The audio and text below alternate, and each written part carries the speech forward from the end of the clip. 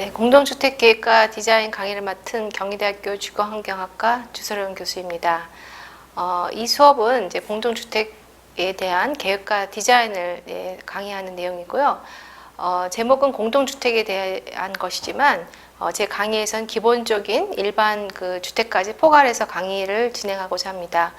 왜냐하면 최근에 주거 복지 업무는 과거에는 좀 공동주택에 국한되어 있었지만 최근에는 그 복지의 범위가 일반 주택까지 확산되고 있기 때문에 좀 더 일반적인 주택까지 강의의 범위가 정해져 있고요.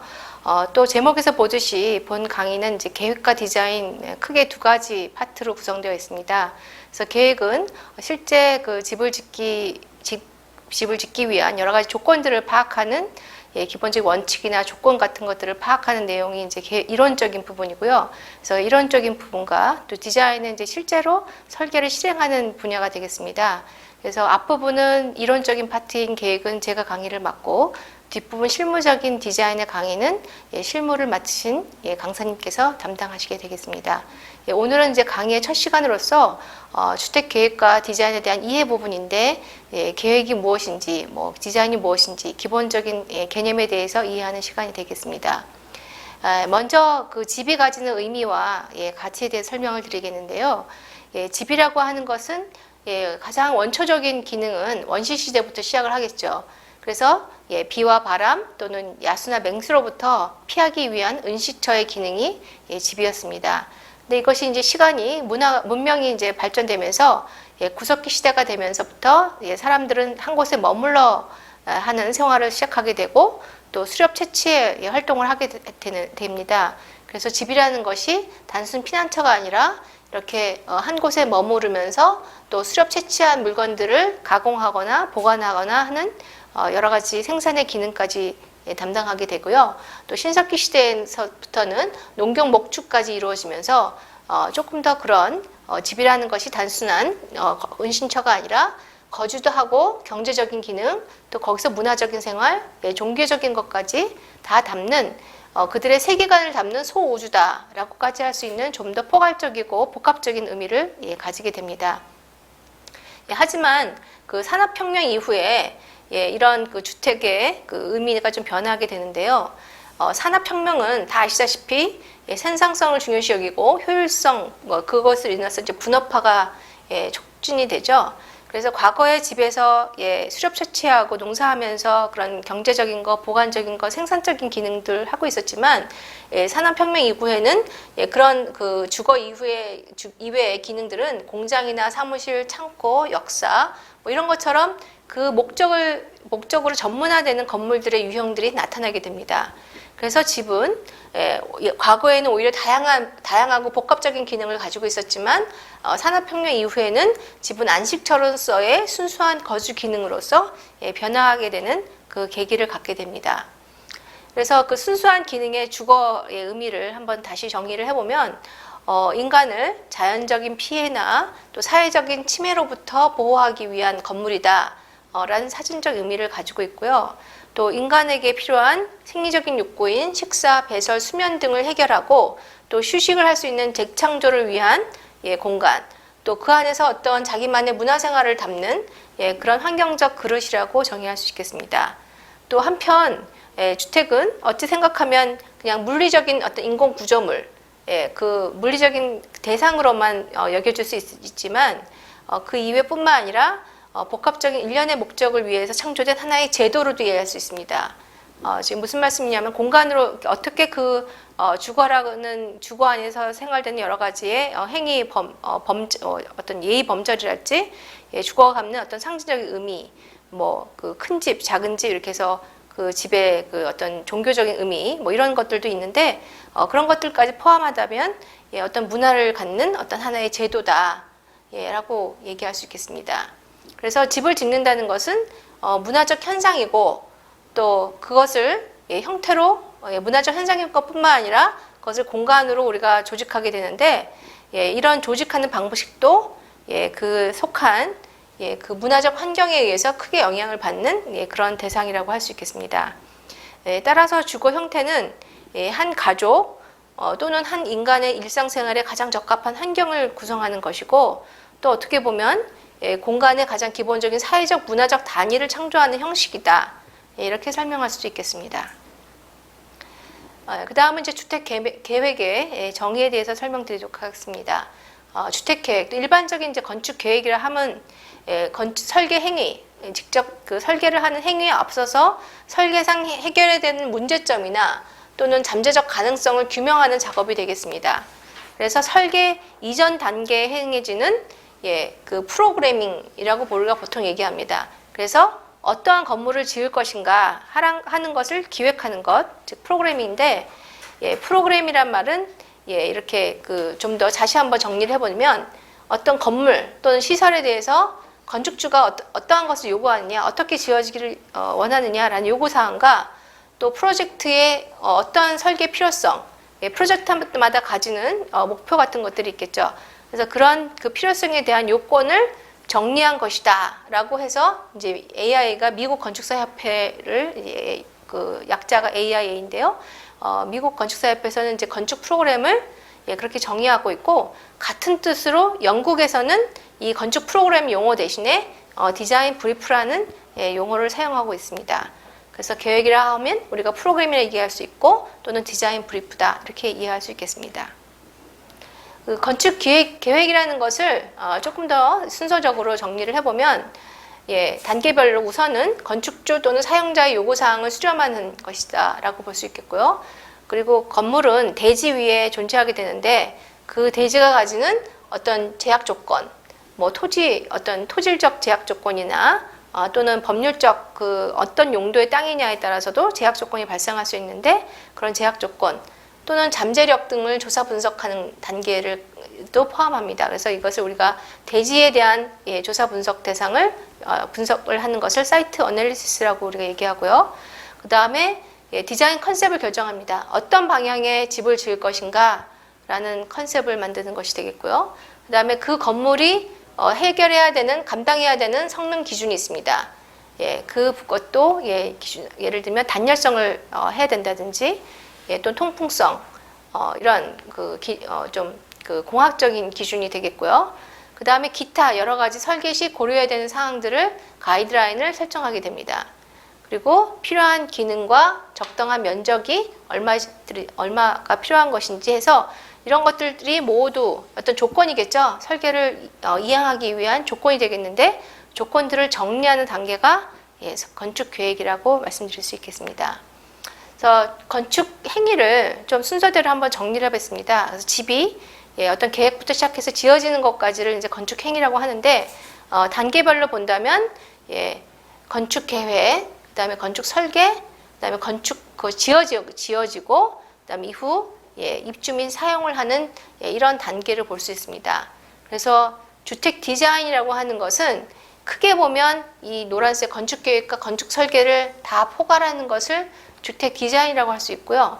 협의적으로 보면 건축 설계만을 우리가 디자인이라고도 얘기하고 있습니다. 그래서 이 수업에서는 전체적으로 계획과 설계 부분을 계획과 디자인으로 둘로 나눠서 설명하게 될 것입니다.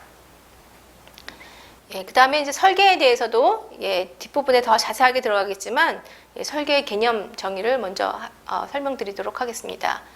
프로그래밍 단계에서 규명된 프로젝트의 목적과 개념을 기본적으로 해서 그 조건과 요구사항을 종합해서 적합한 건축적 형태로 구체화하는 단계, 그래서 그 형태로 만드는 조형 단계가 건축 설계 단계가 되겠습니다. 그래서 그 순서를 보시면 앞서 프로그래밍 단계에서 분석된 결과를 기반으로 해서 가장 처음 시작되는 것이 배치 계획, 땅에다가 짓는 위치를 결정하는 배치 계획, 매스 디자인, 외관 계획, 내부 공간 계획, 실내 코디네이션, 외부 공간 계획, 이렇게 순서로 진행하게 됩니다. 그래서 첫 번째 단계를 순서대로 한번 설명드리면, 우선 첫 번째가 배치 계획입니다. 그래서 건물은 앞서 설명드린 것처럼 주어진 땅에 집을 짓게 되는데, 그 땅의 주변의 여러 가지 상황과 밀접한 관계를 갖게 됩니다. 그래서 집이라는 것이 그 자체의 집이라는 것도 중요하지만 어느 지역에 또 어떻게 들어가는지가 굉장히 중요합니다. 그런 것을 우리가 이런 맥락, 어떤 주변과의 맥락이라고 얘기할 수 있겠는데, 아무리 좋은 건축물이라도 주변과 어울리지 않으면 그것이 바람직하다고 할 수 없기 때문에 그런 그 주변과의 관계성을 잘 고려를 해야 됩니다. 그래서 그 건축가는 특히 이 설계도 중요하지만 주변의 대지와 그 주변의 관계성에 대해서 직접적인 책임을 가지고 판단하는 것이 중요하겠습니다. 그래서 배치 계획은 대지에 건물을 합리적으로 배치하는 과정인데 이 땅이 이제 이 노란색이 대지가 주어진 대지고요. 여기에 어떻게 건물의 위치를 잡는지, 또 서비스 공간을 어디다 두는지, 어디로 차가 들어올 건지, 뭐 어디에 정원을 둘 건지 이런 위치를 정하는 것이 배치 계획이 되겠습니다. 그래서 이 사례에서 보면 이렇게 주변에 앞면, 전면, 또 측면에 이렇게 3면이 도로가 되어 있고요. 앞에는 이렇게 공원이 있는 공지의 그 주택이 되겠습니다. 그다음에 향은 보면 이렇게 이쪽이 북형이고 이쪽이 남향이 있는 그런 그 위치가 되겠습니다. 그래서 결과적으로 이 빨간색처럼 건물을 안 치게 됐습니다. 그래서 이 건물을 이제 여러 가지를 판단해서 이 빨간색의 위치를 갖게 됐는데 그것은 기본이 되는 것은 향. 그래서 향에 따라서 이 그 태양의 고도를 살펴봅니다. 그래서 첫 번째 라인은 뭐 6월인 경우에 해의 위치, 그 다음에 겨울의 해의 위치 등을 해서 해가 어떻게 해야 잘 들어올 수 있는지를 한번 태양의 고도를 파악해 본 것이고요. 이걸 결과적으로 했을 때 이제 건물이 배치된 것을만 본다면 여기서 어떻게 바람이 지나가고 또 어떻게 그 열을 집에서 여름인 경우에 어떻게 통풍이 되고 더워진 바람이 어떻게 바깥으로 빠져나갈 수 있는지 바람의 경로를 한번 파악해 본 거고요. 또 이 다이어그램에서는 이 빨간 선들이 좋은 비유, 집에서 가장 좋은 건 이 앞이 이렇게 터 있는 공지이기 때문에 이 주택에서는 이쪽을 바라보는 것이 가장 좋은 조망의 조건이 되겠습니다. 그 다음에 두 번째 설계 단계는 이제 매스 디자인입니다. 매스 디자인은 앞에서 생각한 여러 가지 배치 계획과 그런 그 건물의 위치를 잡았는데요. 그것을 3차원으로 한번 올려보는 단계가 되겠습니다. 그래서 건물의 위치와 형태를 결정하는 단계가 되겠고요.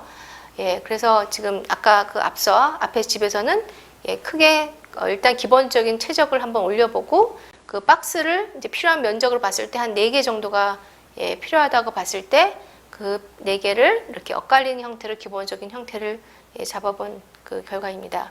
그래서 그 집이라고 하는 것은 이제 박스가 아니라 여기 이제 창이나 이런 계구부들이 위치하게 되는데 그것을 어느 쪽으로 계구부를 둘 것인가를 스터디했는데 이쪽이 남쪽이고 또 이쪽이 앞에 그 공원이 있는 공지가 되기 때문에 이렇게 적극적인 계구부를 한쪽에 집중화시키는 이제 그런 디자인을 수행하게 됩니다.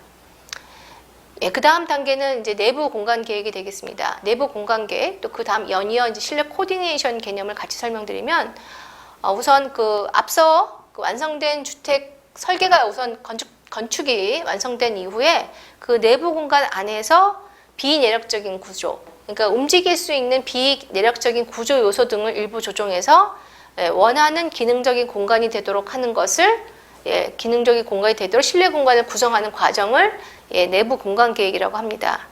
그래서 어떻게 보면 건축 계획에서 다 이 실내 계획이 될 수도 있고요. 또는 일부적인 가구의 칸막이 벽이나 가구의 배치 등을 그 실내 건축에서 담당해서 조정할 수 있게 되겠습니다. 그래서 실내 내부 공간은 내부 공간 계획은 실내 건축, 인테리어 아키텍처 또는 인테리어 디자인 이런 말들도 같이 사용되고 있습니다. 앞서 말씀드린 것처럼 건축 디자인과 실내 디자인을 명확하게 구분하는 것은 쉽지 않고 상당히 겹치는 부분이 있습니다. 그래서 가장 이상적인 것은 건축가와 실내 디자이너가 상호 협력돼서 같은 디자인 맥락에서 일하는 것이 가장 좋은 디자인을 도출할 수 있고 공간을 조정한다는 것도 최소화할 수 있어서 비용도 절약할 수 있습니다. 그다음에 최근에는 실내 공간이 좀 그 가족의 조건에 따라서 기능적이어야 된다라는 것을 떠나서 아름다운 공간들을 만들기를 희망하십니다. 그래서 그런 것을 우리가 심미적 조건이라고 하는데 그 심미적 조건에 대한 중요성이 최근에 더 높아짐에 따라서 실내 코디네이션이라고 하는 그래서 그 안에 좀 더 쾌적하고 정서적인 분위기를 연출하는 것에 대해서 사람들이 많은 관심을 가지고 있어서 가구나 패브릭이나 장식품까지도 계획을 하는 실내 코디네이션 분야가 굉장히 확장하고 있습니다. 크게 보면 실내 디자인은 구성 요소를 만드는 것이라고 한다면 실내 코디네이션은 분위기 요소를 연출하는 내용이라고 할 수 있겠습니다. 그래서 결과적으로 본다면 이렇게 아름다운 공간 계획을, 실내 공간 계획을 연출할 수 있겠죠. 다음은 외부 공간 계획이 되겠습니다.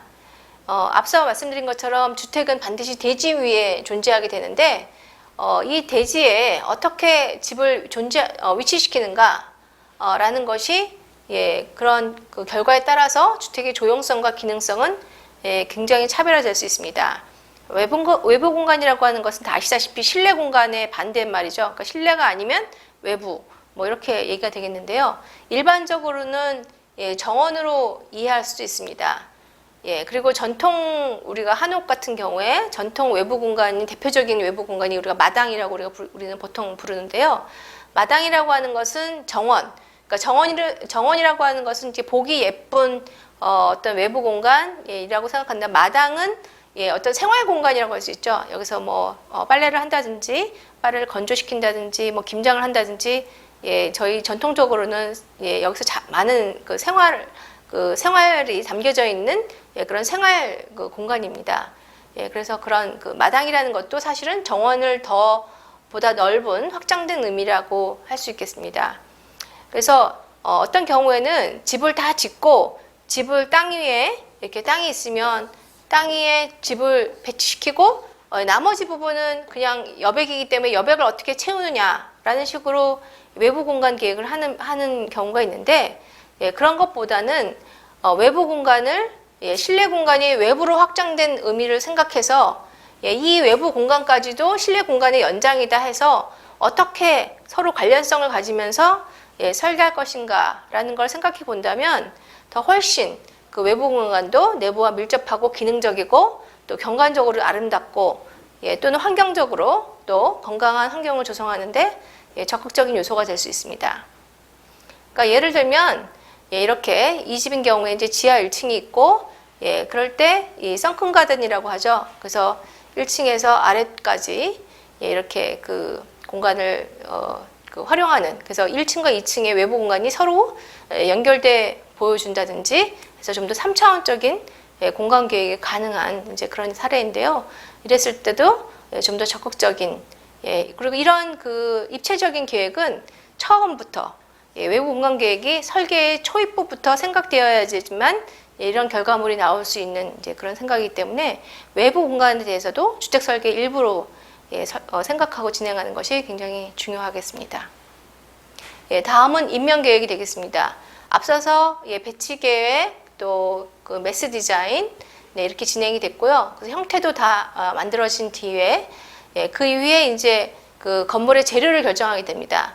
물론 이제 어떤 경우에는 재료에 대한 것이 굉장히 중요해서 초기부터 진행이 될 수 있지만 어느 정도 매스 디자인 나오고 난 뒤에 이제 여기 표피에 어떤 것을 입힐 것인지 중요한 재료에 대해서 선택하게 되겠습니다.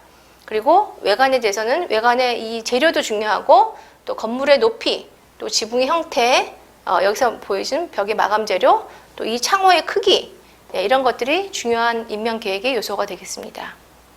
그다음에 주택 설계를 단계별로 한번 설명드리면 주택 설계는 개념 설계, 또 계획 설계, 기본 설계, 실시 설계 이렇게 큰 4단계로 설명될 수 있습니다. 이 부분의 각각에 대해서는 디자인 파트에서 항목별로 좀 더 아마 많은 사례를 보여드리면서 자세히 설명드릴 예정입니다. 그다음 마지막으로 프로젝트에 관여하는 건축 설계 관련 전문가들에 대해서 설명드리겠습니다.